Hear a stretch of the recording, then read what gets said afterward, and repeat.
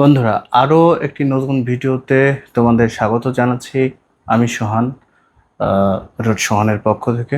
আমি গত ভিডিওতে বলছিলাম যে হাল ছেড়ে দেওয়া যাবে না কখনোই। কারণ কখন মানুষ কোন বয়সে এসে আসলে সফল হয় এটা কেউ নির্দিষ্টভাবে বলতে পারবে না। তাই কখনোই হতাশ হওয়া যাবে না এবং হাল ছেড়ে দেওয়া যাবে না, শুরু করতে হবে। এইসব বিষয়গুলো নিয়ে আসলে গত ভিডিওগুলোতে আমি কথা বলেছি। আজকে তোমাদের বেশ কিছু পরিসংখ্যান দেখাতে চাই যে বাংলাদেশের প্রেক্ষাপটে একজন পুরুষ মানুষ বিশেষ করে কোন বয়সে গিয়ে আসলে সফল হয়। সফল বলতে আমি যেটাকে বোঝাচ্ছি যে অর্থনৈতিক যে স্বাধীনতা, সেটাকে বোঝাচ্ছি। যেমন সে বিভিন্ন সম্পত্তির মালিক হয়, বিভিন্ন দায়দেনা থেকে মুক্ত হয়ে আসলে তার যে পার্সোনাল লাইফের যে গ্রোথ, সেই গ্রোথের দিকে যায় কোন বয়সটাতে এসে। আমরা তার উপর একটা সার্ভে করেছিলাম বা রিসার্চ করেছিলাম। সেটা আসলে তোমাদেরকে একটু দেখাতে চাই যে তোমরা কখনোই হতাশ হও না। তো চলো বন্ধুরা, আমরা আসলে চলে যাই কম্পিউটার স্ক্রিনে এবং সেখানে তোমাদের সেই রিসার্চ করা বিষয়গুলো নিয়ে একটু আলোকপাত করার চেষ্টা করব, যেন তোমরা কখনোই হতাশ না হও। তো বন্ধুরা, আমরা যে রিসার্চটি করেছিলাম সেটার মূল বিষয় ছিল যে পুরুষের অর্থনৈতিক স্বাধীনতা অর্জনের গড় বয়সটি আসলে কত। সেখানে আমরা যে রিপোর্টটি পেয়েছি, এখানে দেখতে পাচ্ছি বাংলাদেশের পুরুষদের অর্থনৈতিক স্বাধীনতা ও সফলতার বহুমাত্রিক জীবনচক্র, এই নামে একটি আর্টিকেল আসলে আমরা তৈরি করতে পেরেছি। এটি একটি জনমিতিক ও অর্থনৈতিক সামাজিক বিশ্লেষণ বলা যায় এটিকে। একটু গবেষণাধর্মী হয়ে যাচ্ছে ভিডিওটা, তারপর বলছি এটা আপনাকে আশা করি আরও একটি সাহস যোগাতে সহযোগিতা করবে।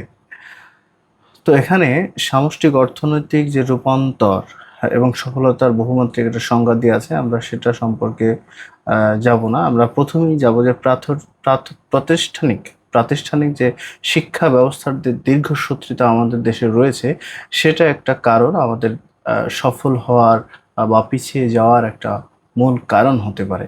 কারণ আমরা এখানে দেখতে পাচ্ছি যে বাস্তবত আমরা কর্মজীবনে একদম লোয়েস্ট যদি বয়স ধরি আমরা, সেটা হচ্ছে আমাদের 18 বয়সে আমরা বৈধভাবে যে কোনো কর্মে বা রিলেটেড যেসব কর্ম রয়েছে সেগুলোতে আমরা ঢুকতে পারি।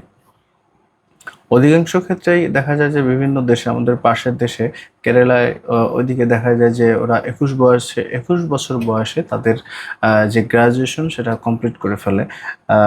এখানে যে দেখা যাচ্ছে যে ভারতের কেরালা রাজ্যে যেখানে অধিকাংশ শিক্ষার্থী 21 বছর বয়সের মধ্যেই তাদের স্নাতক ডিগ্রি সম্পন্ন করে ফেলে, সেই সব জায়গাতে আমরা আসলে আমাদের স্নাতক শেষ করতে দেখা যায় কোনো কোনো ক্ষেত্রে 26 বছর 27 বছর আমাদের সময় লেগে যায়। এই একটা দীর্ঘসূত্রিতা আসলে বলা যায় আমাদের পিছিয়ে পড়ার একটা মূল কারণ। এখানে আমরা আরও আহ, একটা চার্টের মাধ্যমে দেখতে পাচ্ছি যে ইংলিশ মিডিয়ামে যারা রয়েছে তাদের আসলে গড়ে স্নাতক 21 থেকে 22 বছরে করে।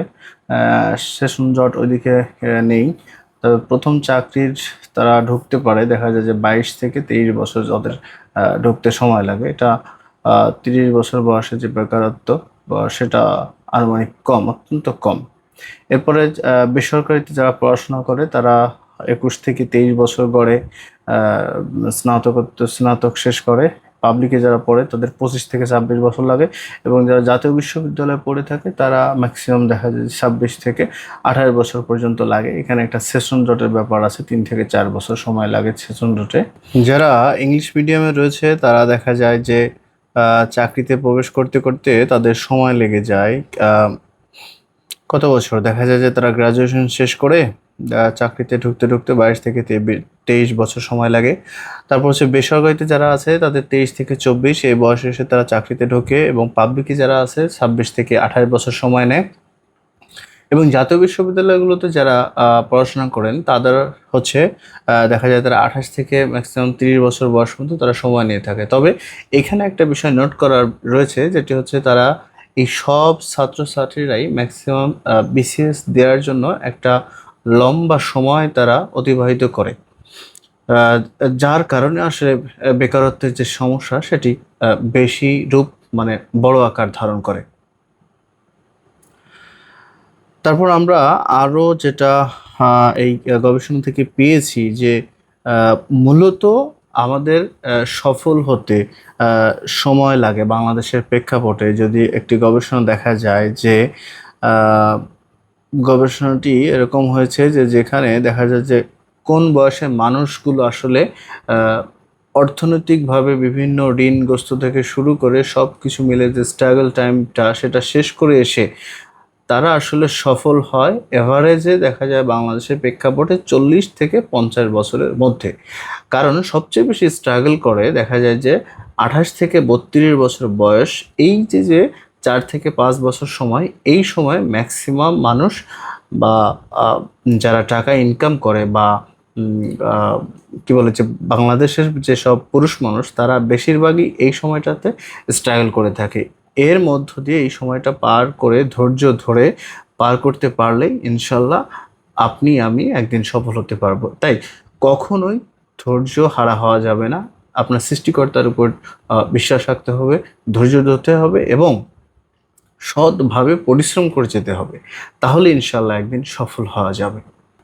এই জন্য আসলে ভেঙে পড়ার কোনো প্রয়োজন নেই। আপনার সামনে অনেক সময় রয়েছে, আমাদের সবার সামনে অনেক সময় রয়েছে এবং তার উপর বিশ্বাস রেখে আমরা এগিয়ে যাব ইনশাল্লাহ এবং সবাই একসাথে আমরা একদিন সফল হব। তো বন্ধুরা, দেখা হবে এবং কথা হবে পরের ভিডিওতে। ততক্ষণ পর্যন্ত ভালো থাকবেন, কিন্তু শর্ত একটাই, হতাশ হওয়া যাবে না। ধন্যবাদ, ভালো থাকবেন, দেখা হবে পরের ভিডিওতে ইনশাল্লাহ। আসসালামু আলাইকুম।